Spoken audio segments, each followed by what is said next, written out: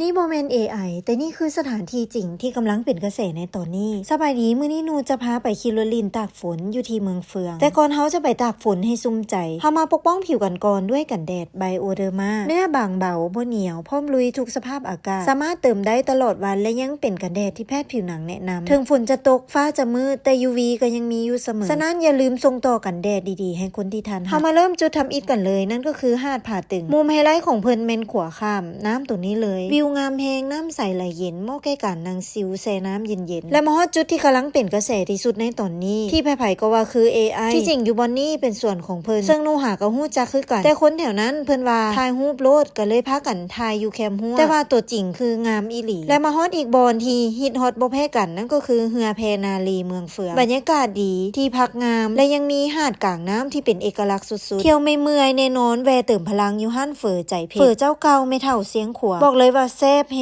งน้ำซุปหอมสดแล้วมีแฮงตั้งอยู่3แยกใจกลางเมืองเฟืองเลยนอกจากสถานที่ที่นูแนะนำมานั้นยังมีอีกหลายบอนที่ถ่ายให้เฮามาสัมผัสเมืองเฟืองเป็นเมืองที่เงียบสงบธรรมชาติงดงามยังคงอุดมสมบูรณ์ที่เต็มไปด้วยป่าไม้แม่น้ำลำธารถ้าไผยังบ่เคยมาบอกเลยว่าต้องลอง